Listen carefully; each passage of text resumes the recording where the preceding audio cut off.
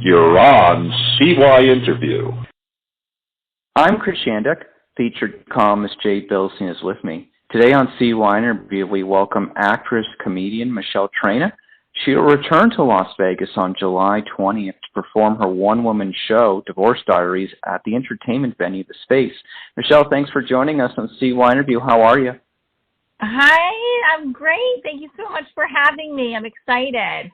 Oh, we're excited to have you back in Las Vegas next month. So, to begin, tell me about how you came up with your one-woman show, Divorce Diaries, and how much of the show is based off of your life. So I came up with the show when I moved back home in 2014. 2014, I left my husband and took my daughter and my handicapped dog. We drove up to my parents' house and decided that we were going to just kind of split ways.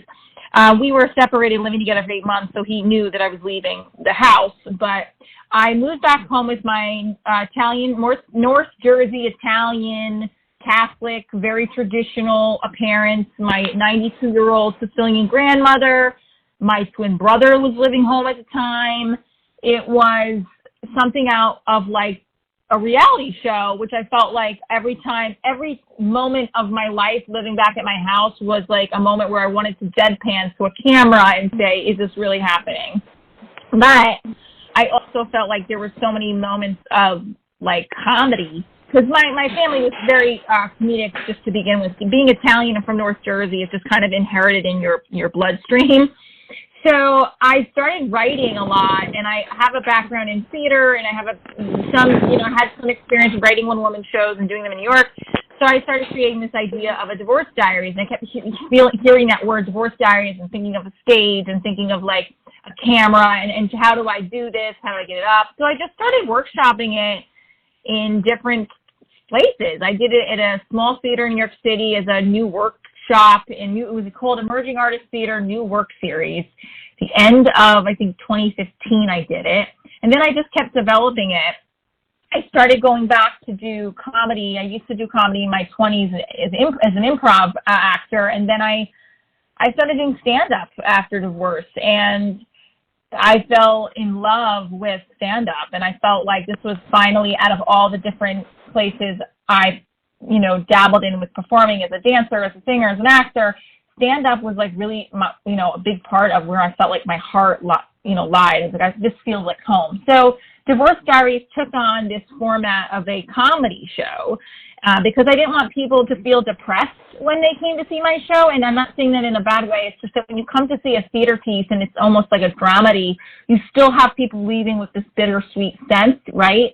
Whereas I wanted people to leave like laughing hysterically and like tired from laughing, So I just took my life situation and created this one-woman show of like improv, stand-up, and sketch comedy. Well, fabulous. So tell me also, I found it really interesting. You've got a lot of interesting stories and in your background, but you also have a theater company that specializes in inclusion-based performances. Tell me about that.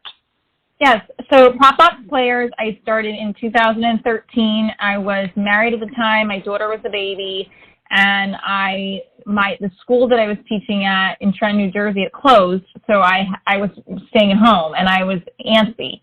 And I also I never stopped wanting to perform full time, and it felt like I needed to go back to it, and I felt like I wanted to do it at a different level, helping kids, but not so much inside of as a school teacher. So when my daughter was 18 months old, I had to take her to get a developmental test done, and she had speech delays, and they thought she had, red flags, they called them, for being on the spectrum. So when she started doing therapy, developmental therapy and speech therapy, to see if, sometimes children she was not diagnosed being on the spectrum, but they said that, we're going to give her ABA therapy and see if that can kind of rewire the brain and see if she tests on the spectrum or tests off of it. We're not sure. So I decided to take my theater company and develop it the way I saw my daughter learning and healing and growing in her own therapy, which is role-playing, really, and movement. So I felt like, why don't I cater my company towards children, with or without special needs, because I feel like it does help them, and it also makes them feel good inside. So I started doing that, and I've been doing it ever since.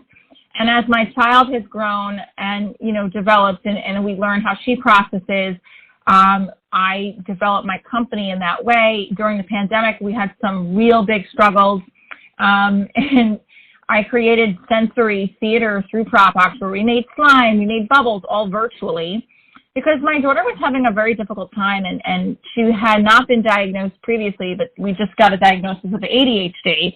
So now my theater company is, I'm looking at how to find ways to help kids through different processing disorders. And also, they don't really like to be called, my daughter doesn't like to be called, I have a special need. She doesn't like that at all. She wants to be, this is how I am, So PropBox players, I'm, always learning and growing every day with how to have this theater company create, pieces that are comedic and fun for children who, all are unique in their own way, be able to express themselves in a safe environment. I think that's absolutely wonderful, Jay. Yeah. Michele, as I listen to you, first of all, for our audience who didn't have the opportunity to hear me speaking with you before we started, you are hilarious, but what I find so compelling is that, you're taking circumstances that life has thrown at you that are tough. I mean, I would think that everybody wants to have a child go through life with the fewest challenges possible. Of course, usually all of us deal with significant challenges in one way or another. As a teacher, you deal with children with challenges. In your personal life, you've dealt with challenges, but yet you're finding, I don't want to say something corny like the sunny side, but you're finding a way to, I feel, communicate to people, but at the same time bring a smile to their face. That being said, how frightening is comedy? How scary is it to get up on stage and to know, it's just me here. In this one, I'm not part of a dance troupe. I'm not in a show. It's just me, and it's up to me to make this audience laugh. How scary is that? It can be scary, but it's more frightening to stay married and miserable. No, I mean, I think I can think of it. When you say how frightening is it, you know what I think of? First thing I think of is how frightening it is to do so many of the other things in my day that frighten me more than stand-up comedy. So, stand-up comedy makes me feel so good inside. Yeah, of course, there's moments where I've performed on stage where I'm like, oh my God, I am really nervous. But it's not scary to the point where I wouldn't do it. So it's honestly it's very low on the fear list for me. And I'm not saying that to blow smoke or anything, but, I'm more scared of days where my child's going to school and I'm not sure, what her temperament is because of, how she woke up and stuff like that. Those things scare me. Being on stage, going for a mammography scares me. Being on stage doing stand-up does not scare me. I hope that No, but that, you know what? It probably, I suspect, and you could dispossess me of the notion, I suspect that you, maybe as a teacher, have either a natural acuity or you kind of gained a level of comfortableness with being up in front of people and kind of being up in front of people and having to be a leader or be in charge, and I think that helps a lot. How much does the audience matter? In other words, have there been shows that you're up there and just everything you say kills? People are just in a laughing mood, and have there been times that you brought out what you thought was your best material, and you could have heard a pin drop, and you're like, what on earth is going on? Yeah, I think definitely you have to just read your audience. I think that when there are circumstances where the audience is just loving everything you're saying, and then there's circumstances where, they're just not buying into it. And I always look at it not so much as the audience, but I look at it with what did I do with my prep? And I think that in my experience, even when it is an audience where it's small or it's maybe, they're not as high energy, if I didn't get a lot of laughs, it's still on me, because it's like, what did I do in my prep? What did I not read of the audience? It's my job to read them and kind of connect.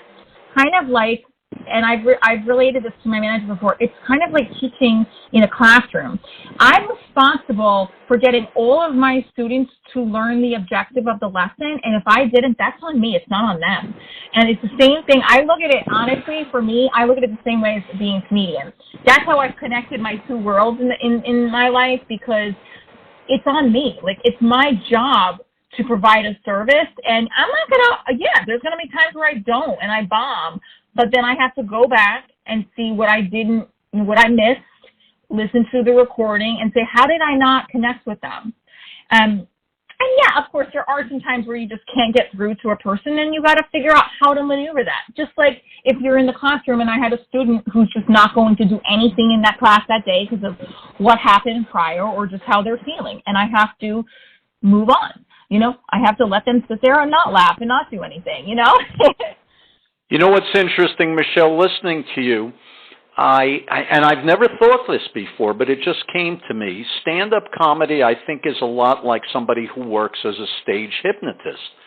And for anybody who's ever done hypnosis, one of the interesting things is you can't hypnotize somebody against their will. There's no such thing. You are in my power. That there's no such thing. Hypnotism is a coalition of the willing between the person doing the hypnosis and a person who actually wants to be hypnotized.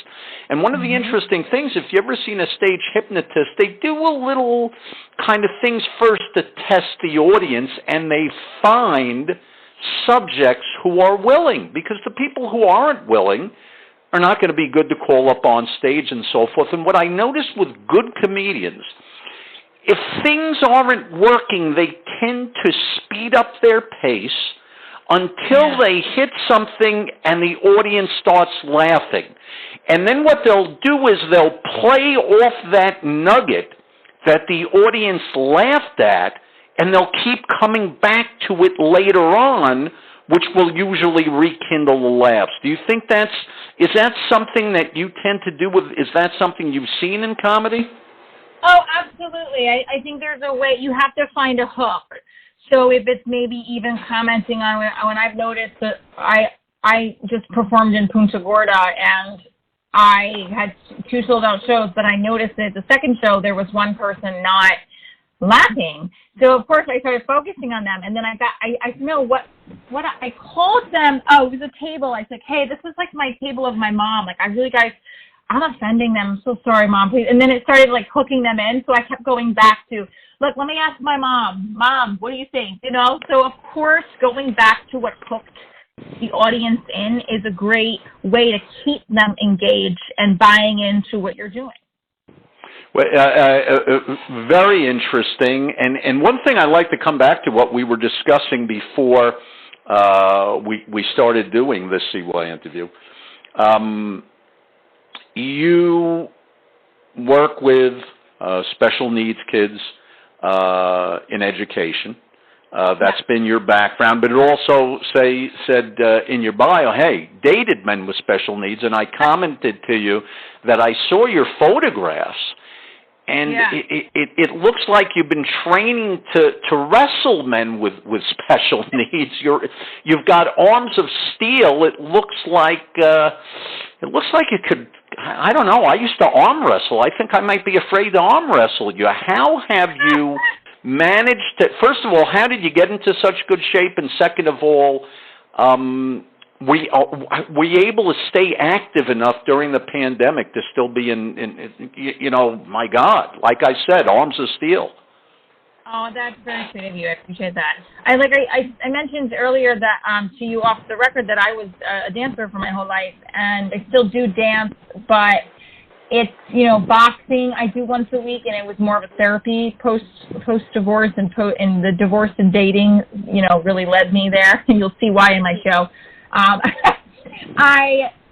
I have been able to stay active. If I don't move, and much like my daughter, if I don't move my body in any way, if I don't walk or run or any kind of physical activity, I start to feel really sad and anxious, and it's just part of who I am. So I always have had some kind of physical activity as part of my daily routine, whether that's a walk, a run, dancing in my living room, stretching, and then like boxing in the last couple of years has been such an amazing sport for me to learn. I really love it. But I mean, it's like I'm a single mom on the run, like, and it's kind of that too. Like, that's my daughter in those pictures. Like, she was not, I want to say, I'll be real, she was not about that headshot day. She had to come with me, and then we were taking promos, and she was like, wanted to leave. So her doing that wasn't because the photographer made us do that. She was like doing that because she didn't want to take it, and then she was acting silly, and there's like a picture of her with a ring pot. It's crazy. So those are all circumstances. Go ahead. Yeah. No, that's it. So that's. I'll tell you what. There's a little bit of lag. I'll tell you what. With your background now, training in boxing, I mean, I don't know. Maybe with your show, you come out to LL Cool J's classic from 30 years ago. What was that? Mama's Gonna Knock You Out, man. Yeah. I mean, if I ran into you in a pizzeria in North Jersey, and you said forget about it, I'd be like, it's forgotten. It's forgotten. I have amnesia. But with that said, people shouldn't forget your show. Where can they find more information about you and Divorce Diaries? So they can go to divorcediariesshow.com. That's divorcediariesshow.com. And they can find the link for the space tickets there. They can also go to theSpaceLV.com for tickets. Mark Chinook is amazing. I'm so excited they're giving me another opportunity to come back to do the show there. I am so excited. So we want to really like pack the house with some divorcees and like live it up. Well, there you have it. I'm sure it's going to be a yuck fest indeed. Chris? You can catch Michele Traina at the Space on July 20th here in Las Vegas. So for actress, comedian Michele Traina, featured columnist Jay Bilstein, and CYInterview, I'm Chris Shannick.